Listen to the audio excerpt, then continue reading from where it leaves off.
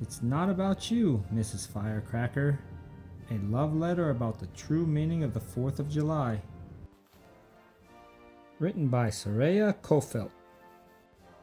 It's not about you, Mrs. Firecracker. Dear Mrs. Firecracker, today is a special day. It's the 4th of July, also known as Independence Day. My family and I, including my annoying baby sister, have a busy day planned. We're going to watch the parade with marching bands and beautiful floats. All decorations and clothing will be red, white, and blue, the colors of the American flag. Afterwards, we are going to the park to have a fun time with our friends. By the way, do you have a younger sister or brother? I love my baby sister, but sometimes she cries too much. She also likes to come in my bedroom or play with my things without asking my permission. Siblings. Sorry, I got distracted there. Back to the 4th of July. At the park, we kids have a lot of fun playing games, riding our bikes, flying kites, and eating. For some reason, food in the park always tastes better than the same food at home. All of this is so much fun, but I enjoy your part of the celebration, the fireworks, best. At night, your colorful and dazzling fireworks light up the dark sky. Boom, boom, boom! I always cover my ears from the loud noise and open my eyes wide to watch. Oh, what a wonderful country we live in. So my letter to you, Mrs. Firecracker, is all about how the 4th of July became such a meaningful day for us and why we continue to celebrate it hundreds of years later. There are 50 states now in the United States of America, but our country started with just 13 small colonies. Colonies are groups of people living together. These colonies belong to another country called Great Britain. Taxes. Tax on tea, tax on paper, stamp tax, tax on glass, tax on sugar. Too many taxes. In the 1760s, the Parliament, sort of like our Congress of Great Britain, passed laws to make the people living in the American colonies pay extra money for certain things. This extra money was called taxes. The colonists got very angry. They felt these taxes were not fair and protested against them. They called it taxation without representation, since they did not have any representatives to speak on their behalf in the British Parliament. The British got angry too and sent soldiers to stop the protests. In the year 1770, in Boston, Massachusetts, British soldiers fired their guns on crowds of protesters. The first person killed was Crispus Attucks, an African American. In total, 5 colonists died. This sad event is called the Boston Massacre. In 1774, in the city of Philadelphia, the colonists formed the first Continental Congress, which was a group of leaders from the different colonies. They wrote a list of complaints and sent them to King George III of Great Britain.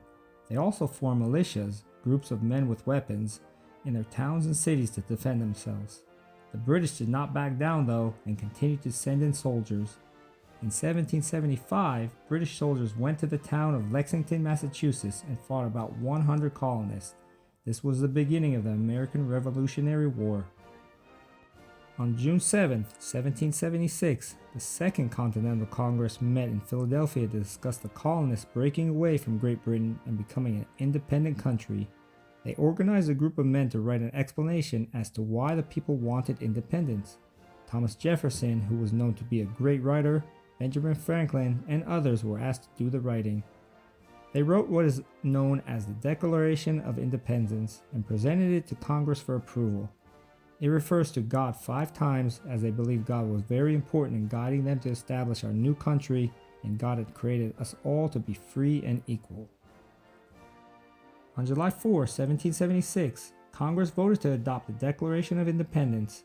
Our leaders were so excited that they read it out loud on the steps of a building called Independence Hall in Philadelphia. Remember, back then there were no television stations to broadcast the news or computers. They also rang the Liberty Bell so everyone would know America was declaring its freedom. By the way, the Bible verse is engraved at the top of the Liberty Bell. It says, "Proclaim liberty throughout the land unto all the inhabitants thereof," and comes from Leviticus 25:10. And that is just what our leaders did. The colonists had to fight the long Revolutionary War against Great Britain. A great general rose up to lead our troops named George Washington. He believed in God and prayed for God's help to fight the British. After the Americans won the war, George Washington was elected the first president of the United States of America. African Americans, women, and children also played important roles in the American Revolution. For example, Peter Salem was an African American slave who was allowed to go free so he could join the legendary group of American soldiers known as the Minutemen. He became a hero by fighting valiantly against the British at the Battle of Bunker Hill. American Revolutionary War heroes, Peter Salem.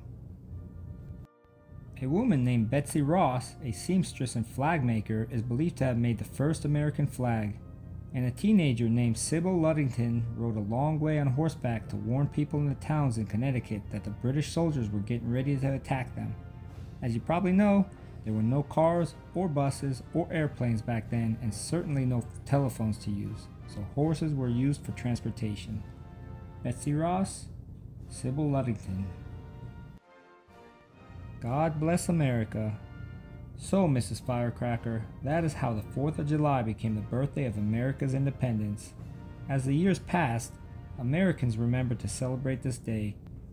In 1870, Congress passed a law to make the 4th of July an important federal holiday. Soon, firecrackers like you were added to make the celebration even more joyful and colorful. This year, during the celebrations, I'll look up at the night sky and enjoy all the beauty and noise you provide for us.